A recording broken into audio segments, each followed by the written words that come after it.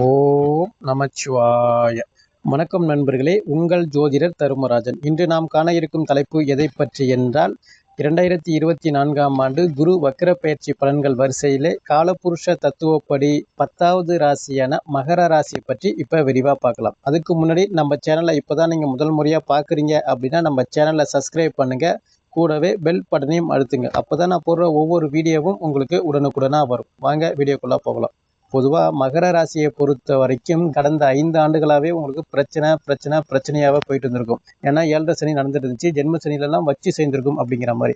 ஆனால் இப்போதைக்கு இந்த வக்ர பயிற்சி காலகட்டமானது பார்த்திங்கன்னா மகர ராசிக்கு அபூர்வமான நற்பலன்கள் அதிகமாகவே இருக்குது.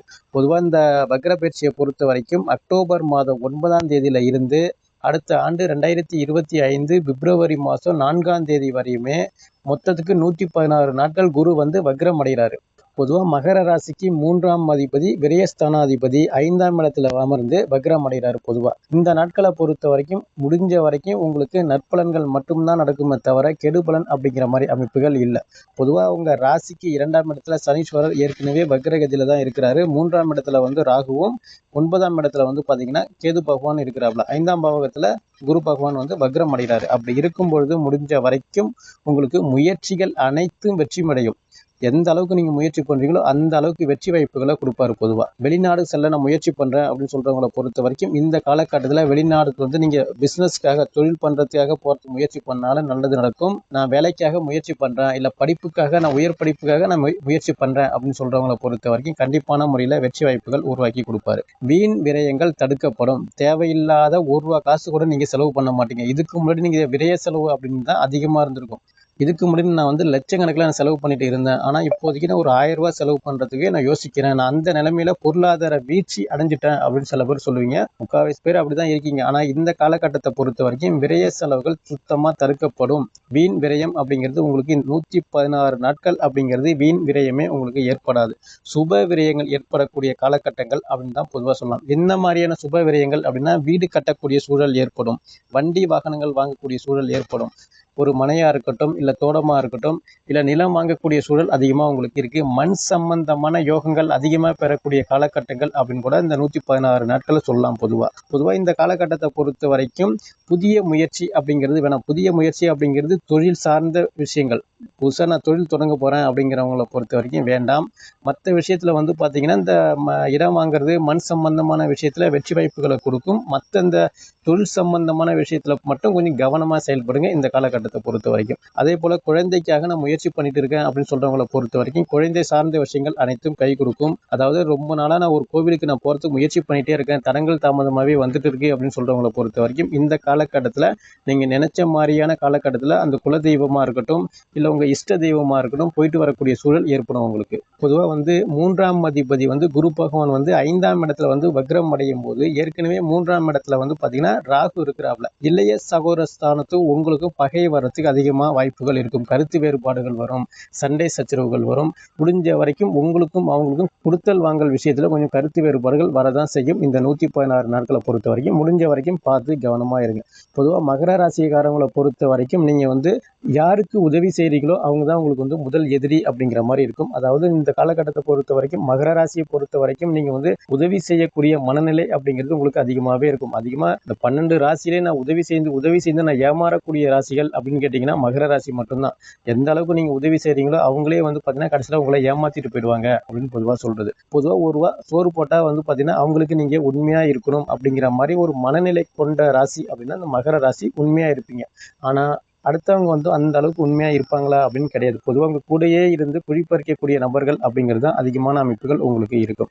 அப்படி இருக்கும்பொழுது உங்கள் ராசிக்கு 5ஆம் இடத்துல குரு வக்ரம் அடைந்து தன்னுடைய 5வது பார்வையை உங்கள் ராசிக்கு 9ஆம் இடத்தை பார்ப்பார். ஏற்கனவே 9ஆம் இடத்துல கேது இருக்கிறாப்ல. இப்போ வக்ரம் அடைஞ்சு பார்க்கும்பொழுது பூர்வீக சொத்து, பூர்வீக இடம், பூர்வீக சம்பந்தமான ஒரு சில வில்லங்கள் பிரச்சனைகள் ஏதாவது இருந்துச்சு அப்படின்னா இந்த காலகட்டத்தில் முடிப்பீங்க. நீங்கள் முன்னாடி நின்று அதை முடிக்கக்கூடிய சூழல் அதிகமாகவே இருக்கும். அது வம்பு வழக்குகள் இருந்தாலும் சரி, இல்லை நிலுவையில் கோர்ட்டில் கேஸில் இருந்தாலும் சரி, இந்த காலகட்டத்தில் உட்காந்து பேசுனீங்க அப்படின்னா அந்த பூர்வீக சொத்து பிரச்சனைகள் அப்படிங்கிறது உங்களுக்கு சாதகமான முறையில் அமைப்பு உருவாகும். அதே போல் இந்த காலகட்டத்தில் பார்த்தீங்கன்னா பூர்வீக சொத்தாக இருக்கட்டும், இல்லை அப்பா வழி உறவினர்களாக இருக்கட்டும், இல்லை அப்பா ஸ்தானமாக இருக்கட்டும், இவங்களுக்கெல்லாம் இவங்களுக்கும் கருத்து வேறுபாடு வரக்கூடிய காலகட்டங்கள் அப்படிங்கிறதால முடிஞ்ச வரைக்கும் அங்காளி பங்காளி பிரச்சனைகள் வர காலகட்டம் அப்படிங்கிறதால முடிஞ்ச வரைக்கும் ஆரம்பத்திலே உட்காந்து பேசி முடிச்சிடுங்க. பெரிய பிரச்சனையை ஏற்படுத்த வேண்டாம். அதே போல் குருவை பொறுத்த வரைக்கும் 7வது பார்வையை உங்கள் ராசிக்கு 11ஆம் இடத்தை பார்க்குறாப்புல. பொதுவாக இந்த காலகட்டத்தை பொறுத்த வரைக்கும் லாபங்கள் அதிகரிக்கும். எந்த தொழில் பண்ணாலும் நல்ல லாபங்கள், நல்ல வளர்ச்சி, அசுர வளர்ச்சி அப்படின்னு கூட பொதுவாக சொல்லலாம். லாபங்கள் ஏற்படும். முதல் திருமணம் தோல்வியில் அடைஞ்சிடுச்சு, நான் 2வது திருமணம் முயற்சி பண்ணுறதுக்காக வரன் தேடிட்டு இருக்கக்கூடிய நபர்களை பொறுத்த வரைக்கும் இந்த காலகட்டத்தில் முயற்சி பண்ணிங்கன்னா 2வது திருமணம் நடக்கிறதுக்கு வாய்ப்புகள் அதிகமாக இருக்கும். மூத்த சகோதரர்களுக்கும் உங்களுக்கும் ஒரு நட்புறவு ஏற்படும். இதுக்கு முன்னாடி சண்டையில் இருந்தாலும் இந்த 116 நாட்களை பொறுத்த வரைக்கும் ஒற்றுமையாக இருப்பீங்க. அவங்க சொல்கிறத நீங்கள் கேட்பீங்க, நீங்கள் சொல்கிறத அவங்க கேட்பாங்க. இது போல் விஷயங்கள் அதிகமாக ஏற்படும். குருவுடைய 9வது பார்வை உங்கள் ராசி மேலே படுறதால இது வரைக்கும் இருந்து வந்த தடங்கள், தாமதம், பிரச்சனைகள், கடன் பிரச்சனைகளாக இருக்கட்டும், குடும்ப பிரச்சனைகளாக இருக்கட்டும், எல்லாமே பார்த்தீங்கன்னா இனிமேல் பிரச்சனைகள் இல்லாத வாழ்க்கை அப்படிங்கிற மாதிரி அமைப்புகளை உருவாகும். மகர ராசிக்காரங்களை பொறுத்த வரைக்கும் கணவன் மனைவி பிரிவு நிலை, சண்டை சச்சரவு பிரிவு நிலை அப்படிங்கிற மாதிரி தான் போயிட்டு இருக்கும். முக்கால்வாசி நபர்களை பொறுத்த வரைக்கும் மகர ராசிக்காரங்கள் குடும்ப வாழ்க்கையை இழந்துட்டு தான் நிற்கிறாங்க. குடும்ப வாழ்க்கை போயிடுச்சு, தொழில் போயிடுச்சு, இது போல் பார்த்தீங்கன்னா ஒன்றுமே இல்லை, நான் தெருவில் தான் நிற்கிறேன், அது போல் விஷயங்கள் தான் முக்கால்வாசி நபர்கள் இப்போதைக்கு இருக்கீங்க. ஆனால் இந்த குரு வக்ர பயிற்சி காலகட்டமானது பார்த்தீங்கன்னா பிரிந்த கணவன் மனைவி மீண்டும் ஒன்று சேரக்கூடிய காலகட்டங்கள் ஏற்படும். தொழில் முடக்கத்தில் இருக்குது அப்படின்னு சொல்கிறவங்களை பொறுத்த வரைக்கும் மீண்டும் தொழில் நல்ல நிலைமைக்கு போகும். மீண்டும் வெற்றி வாய்ப்புகளை உருவாக்கி கொடுக்கும். நல்ல லாபத்தை உருவாக்கி கொடுக்கக்கூடிய அமைப்பில் இருக்குது. அதே போன்று கடன் பிரச்சனைகள் கழுத்தை நெருக்கிது, அதாவது கடன் வட்டி கட்டியே என்னால் முடியல அப்படின்னு சொல்கிறவங்களை பொறுத்த வரைக்கும் இந்த காலகட்டத்தில் கடன் பிரச்சனைகள் பொதுவாக வர்றதுக்கு வாய்ப்புகள் இல்லை. கொஞ்சம் ஃப்ரீயாக இருப்பீங்க. கடனை கொஞ்சம் கொஞ்சமாக குறைக்கிறதுக்கு முயற்சி பண்ணீங்க. வீண் விரயங்கள் தடுக்கப்படும். அதனால் முடிஞ்ச வரைக்கும் கடனை அடைச்சிடுவீங்க. இந்த காலகட்டத்தை பொறுத்த வரைக்கும் சுப விரய செலவுகள் அதிகமாக பண்ணக்கூடிய சூழல் அதிகமாக உங்களுக்கு இருக்குது. முயற்சி பண்ணுங்கள். அதாவது வீடு கட்டுறதா இருக்கட்டும், கல்யாணம், காது குத்தி, வீடு குடி போகிறது, இது போல் சுப நிகழ்ச்சிகள் பண்ணக்கூடிய காலகட்டங்கள் உங்களுக்கு அதிகமாகவே இருக்கும். குழந்தை பாக்கியத்துக்காக நான் முயற்சி பண்ணிட்டு இருக்கிறேன் அப்படின்னு சொல்கிறவங்களை பொறுத்த வரைக்கும் இந்த காலகட்டத்தில் முயற்சி பண்ணிங்கன்னா வெற்றி வாய்ப்புகள் உங்களுக்கு அதிகமாக இருக்குது. திருமணத்துக்கு நான் முயற்சி பண்ணிட்டு இருக்கிறேன் அப்படின்னு சொல்கிறவங்களை பொறுத்த வரைக்கும் திருமணம் சார்ந்த விஷயங்கள் அனைத்தும் கை கொடுக்கும். முடிஞ்ச வரைக்கும் புதிய முயற்சி, இந்த தொழில் சார்ந்த விஷயமா இருக்கட்டும், இல்லை கூட்டு பிஸ்னஸ் நான் பண்ண போகிறேன் அப்படின்னு சொல்கிறவங்களை பொறுத்த வரைக்கும் இந்த 116 நாட்களில் பொறுமையாக இருங்க. நீங்கள் உண்டு, உங்கள் வேலை உண்டு அப்படின்னு இருக்கிறது ரொம்ப நல்லது. பொதுவாக மகர ராசிக்காரவங்களை பொறுத்த வரைக்கும் இது வரைக்கும் இந்த ஜென்ம சனி, 7 சனி காலகட்டத்தில் பிரச்சனைகள் பல சந்திச்சுட்டு இருந்திருப்பீங்க. உங்களுக்கு இப்போ தான் வர வர பிரச்சனைகள் அப்படிங்கிறது குறைஞ்சிட்டு இருக்குது.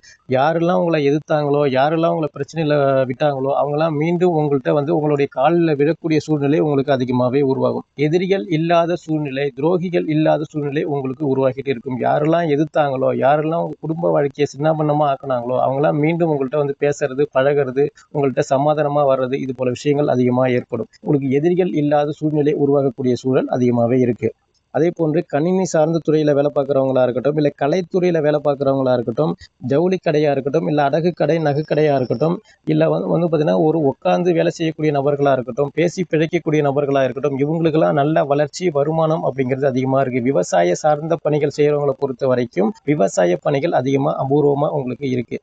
வேலையில் மேல் அதிகாரிகளோடு இருந்து வந்த ஒரு சில கருத்து வேறுபாடுகள், சக ஊழியர்களோடு இருந்து வந்த பிரச்சனைகள், இது போல விஷயங்கள் இதன் பிறகு அதிகமாக வர்றதுக்கு வாய்ப்புகள் இல்லை. அதாவது இருக்கிற வேலையை விட்டுட்டு நான் புதிய வேற வேலைக்கு நான் முயற்சி பண்றேன் அப்படின்னு சொன்னீங்கன்னா கண்டிப்பான முறையில் இதை விட நல்ல வேலை கிடைக்கிறதுக்கு, இதை விட சம்பளம் அதிகமான வேலையில கிடைக்கிறதுக்கு வாய்ப்புகள் அதிகமாக உங்களுக்கு இருக்கு. சம்பள உயர்வு, பதவி உயர்வு, நினைச்ச இடத்துக்கு இடமாற்றம் அப்படிங்கிறது எல்லாமே இந்த காலகட்டத்தில் உங்களுக்கு உருவாக்கி கொடுப்பாரு இந்த குரு பகவானை பொறுத்த வரைக்கும். இந்த காலகட்டத்தை பொறுத்த வரைக்கும் சேமிப்பு அப்படிங்கிறது உயர்ந்துட்டு தான் இருக்கும். வீண் விரயங்கள் தடுக்கப்படும். 10 ரூபா செலவு பண்ணுறது கூட 10 டைம் யோசிப்பீங்க. பொதுவாக இந்த மகர ராசிக்காரங்களை பொறுத்த வரைக்கும் இந்த 116 நாட்கள் குரு வக்ர பயிற்சி காலகட்டத்தில் வழிபட வேண்டிய தெய்வங்கள் எது அப்படின்னு கேட்டிங்கன்னா, பிரதோஷம் அன்று சிவாலயம் சென்று வழிபாடு பண்ணீங்க அப்படின்னா சிறப்பான பலன்களை கொடுக்கும் என்று கூறி மீண்டும் அடுத்த காணொளியில் உங்களை சந்திக்கின்றேன். நன்றி, வணக்கம். ஓம் நமச்சிவாய. வாழ்க வளமுடன்.